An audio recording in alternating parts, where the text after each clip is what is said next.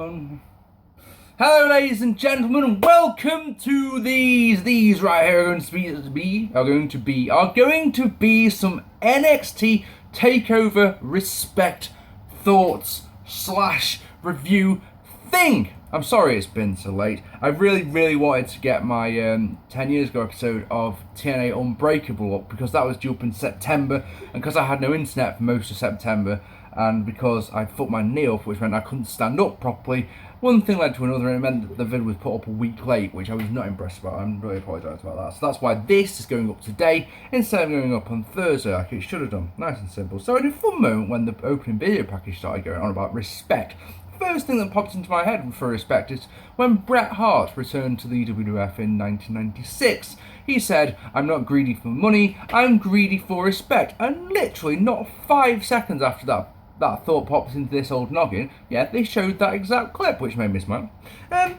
Because we're back at Full Sail, this is lacking the big time feel I felt of the Takeover Brooklyn show, but it's interesting that just by adding a couple of video screens, they're able to make it still look bigger and better than the standard Full Sail setup. Anyway, our opening contest was Finn Balor, the NXT champion, and Samoa Joe defeating the Mechanics in a good opener to advance to the finals of the Dusty Rhodes Tag Team Classic. The Mechanics, as I'm sure you are aware, are Scott Dawson and Dash Wilder. That's not a real name, is it? Dash? Is anyone really called Dash? Generic tag team, with Joe playing your Samoan in peril until he can get the hot tag to Balor, who hits a really nice flip to the outside, which popped the crowd something fierce and got us a big NXT chant. But then we got something that you know I loved, as Dawson clipped the knee of Balor and the heels went straight to work on the injured body part.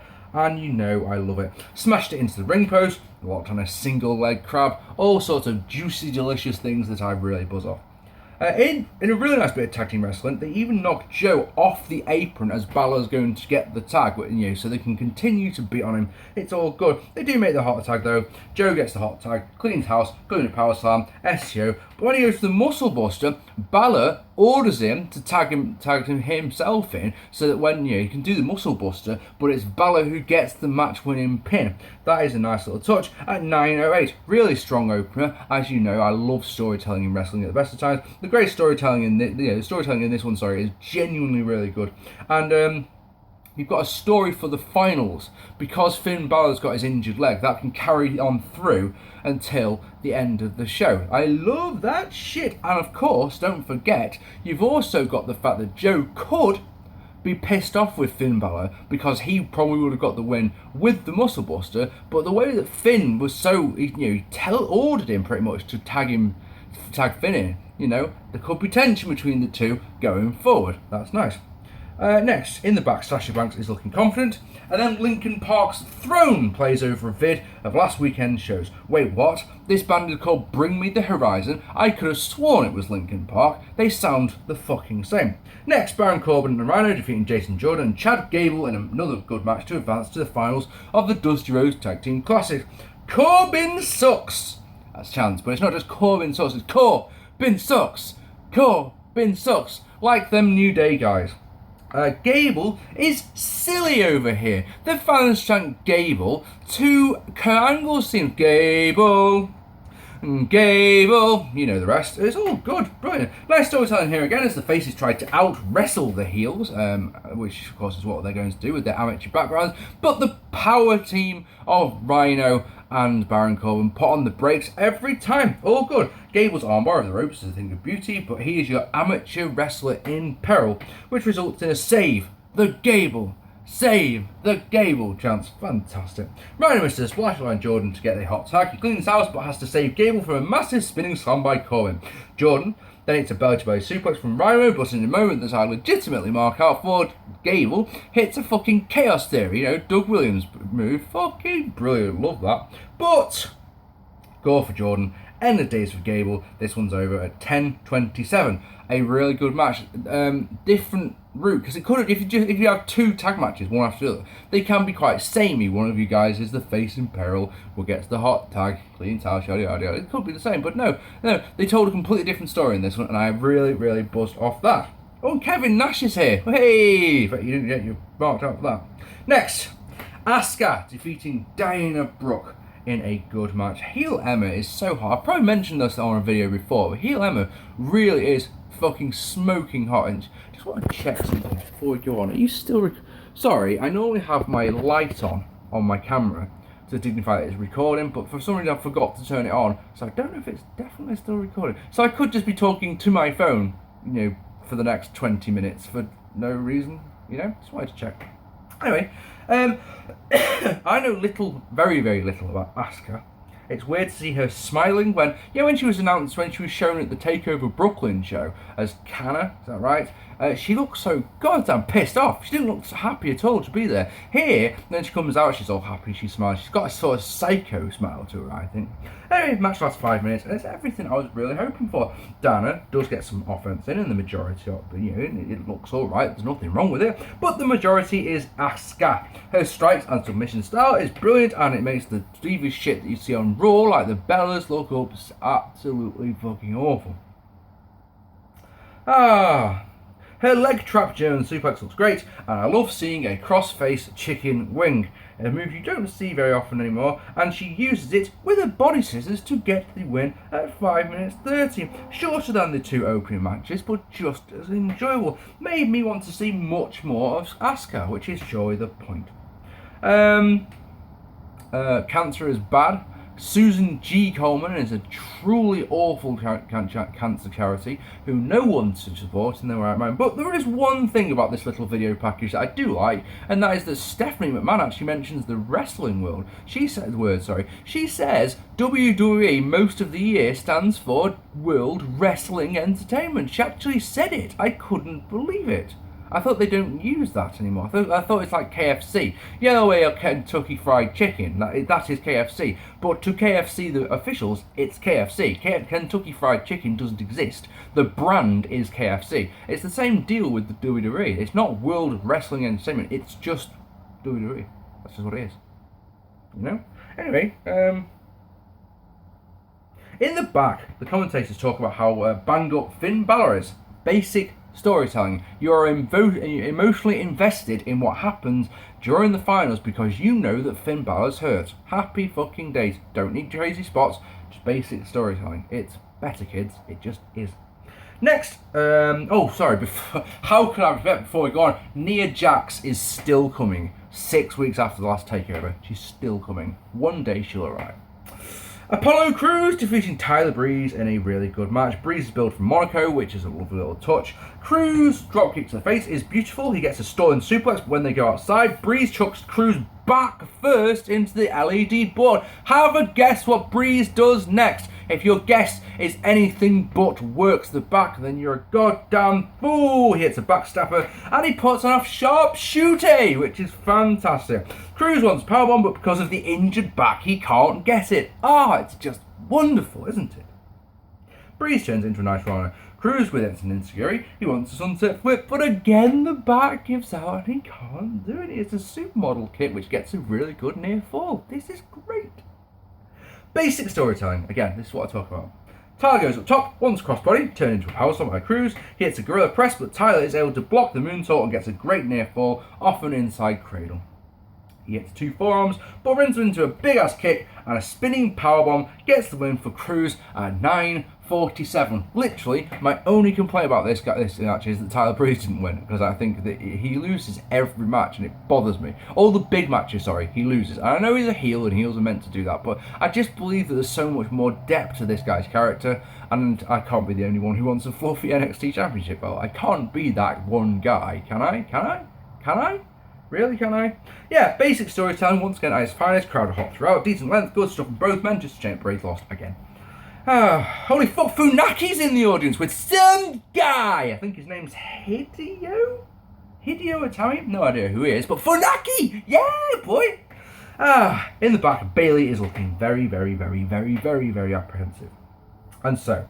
Finn Balor defeating Rhyno and Baron Corbin in a good match to win the Dusty Rhodes Tag Team Classic. Balor limps to the ring. Ah, it's wonderful. But no, it's Samoa Joe, who is your Samoan in peril. Corbin and Rhyno use the same style as in the previous match. They are power wrestlers. They use power moves. It's all good. It's stiff. It's a smash mouth style. Balor gets the hot tag, but Rhyno clips the knee. And the heels go to work on the injured body parts. Balor gets a desperation sling blade and tags Joe, who cleans house until he eats a gore for a good near fall, which when Balor breaks the cover. The champion hits a DDT on Corbin, but it's knocked off the apron. Joe counters another gore attempt, and then the faces hit the muscle buster / coup de grace combo to win the tournament at 11 minutes and 9 seconds. Again, the theme of this whole evening, is it not? It's good storytelling. Haha! I'm going to go on record here. I preferred the opening match to this one, believe it or not. I'm not saying that it's a bad thing. I just think I would have much preferred, since they put so much time into the fact that Finn Balor's injured, I would have much preferred to see more of him getting the injured body part worked over if it was me. That's just me though. And yes, and I would have preferred it. The Joe got the hot tag, and then Finn Balor did what he did in the opening contest and sort of demanded that he's the one who got the win. But that's nitpicking at its finest, isn't it? I'm not saying I didn't enjoy it. Balor's selling was absolutely phenomenal, and like I say, good storytelling. All four men look good. After the three, the Rhodes family come out. Cody gives us a really good speech, and the winners hoist up the truly gargantuan trophy for all to see, and they pose for pictures while the American Dream's WWF theme plays. American Dream. Needs more cowbell. After we get a clip hyping Brooke Laser's Highway to Hell thing, whatever it's called, he's going to be on the Stone Cold Steve Austin podcast, which should be an interesting listen, and he's going to face the Undertaker in a Hell in a Cell match later on this month. Lita, Charlotte, Becky Lynch, and Stephanie McMahon, of course, are seen. She's the one who came up with the Divas Revolution, don't forget, are seen in the front row. So our main event is Bayley defeating Sasha Banks in a really good Iron Man match to retain the Women's Championship match. Now, of course, I'm sure you're all thinking the same thing. Main event tension music. Oh, yeah. You know we love that shit. It builds tension. It does exactly what it does, what it's designed to do. Exactly what, as its name suggests, main event tension builder. There we are. What does it do? It builds tension for the main event. Who would have thunk it? You know, it's one of those. But it adds an extra little layer to main events, in my opinion. Sasha is dressed in the clothes of her old gear, which makes me smile, not as much as Bayley is in her Iron Man-esque themed outfit. Is it bad that, I might have said this on an NXT review, knowing me, I've probably said it on quite a few vids actually. Is it bad that Bayley's music just puts a smile on my face? I mean, the lyrics don't really make a great deal of sense, but it just, when that hits, it's just like, hey Bayley, happy days. The commentators didn't talk over the entrances, which is a really nice little touch, and told the seriousness of this match. Lastly, before we get on with this one, the crowd chant main event and women's wrestling before the bell, and then as soon as the bell starts, they start chanting this is awesome, like the pricks that they are. Utter knobheads. Bayley still looks so damn nervous out there. They stare at each other down for a good minute or so before the first lockup. I'm going to go through this one for you because it deserves it. The first fall sees the girls trade pinfall attempts such as a backslide and magistral cradle. On a Japanese arm drag attempt, Sasha Banks comes down so hard on the back of her head, it looks like a botch, and Sasha, she doesn't look like, oh my god, it hurts so much. It's almost like she looks angry with herself for taking the move like that. They try to finish her attempts, and then a lovely touch when Bayley offers Sasha a hand. She takes it, and then feigns a hug, and slams Bayley down because she's a bitch.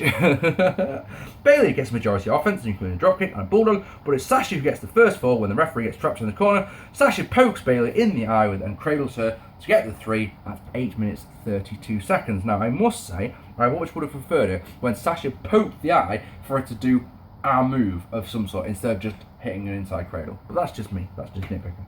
4-2 sees Bayley counter Sasha's double knees. She tries a catapult so that Sasha counters, but falls to a Bayley to belly, which gets it ties the match at 10:55. 4-3 is Sasha bells to the outside, so Bayley tries that diving drop kick that she does.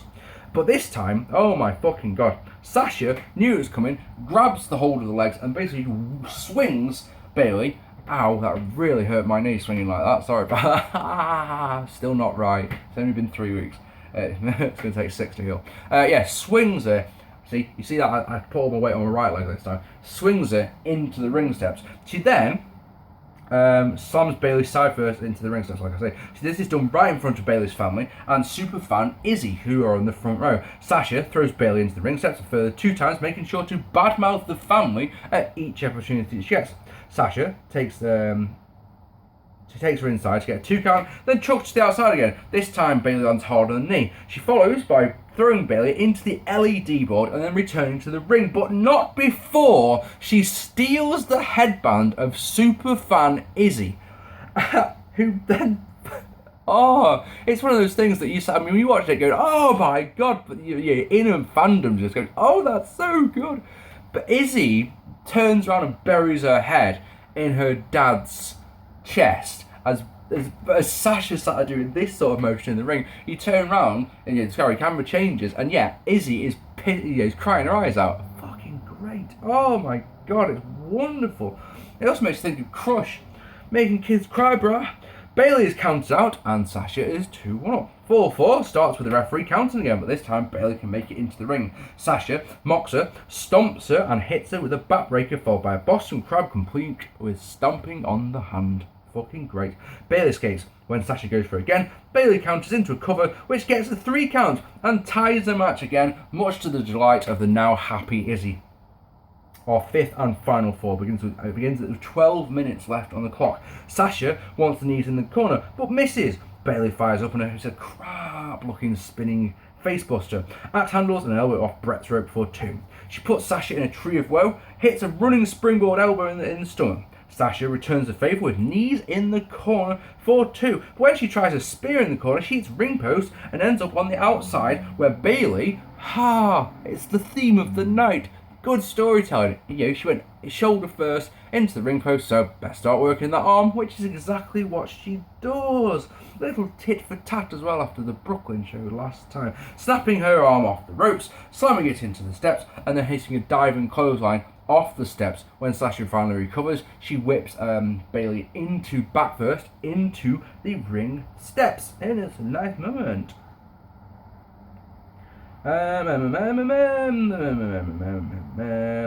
Sasha is able to, she gets back into the ring, she catches her breath, she goes for a suicide dive that Bayley turns into a belly to Bayley on the outside, which makes me smile.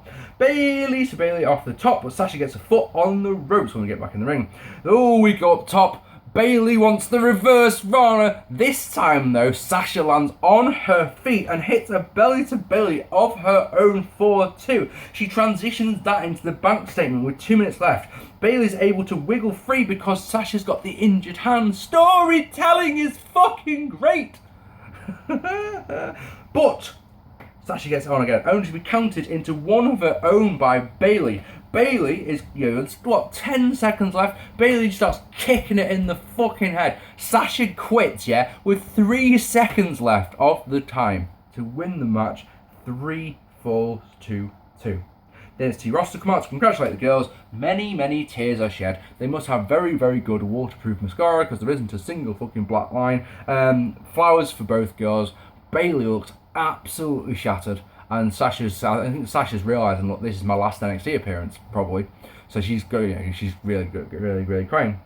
A really, really good match full of good drama, wonderful storytelling, a red hot crowd from start to finish. It's not quite as good as the Brooklyn match, alright, in my opinion. And literally the thing that changes it, the difference for me, is with the Brooklyn match, you had the emotion of Bayley's title win. Alright, whereas here you didn't have that. This is one of those times where I wish I still did quarter stars, because it'd be a 4 3/4 for me. In my opinion, the Brooklyn match is 5, this one's 4.5. Alright, but if you want to go the whole hog, I ain't going to argue. I promise you, I am not going to argue with that.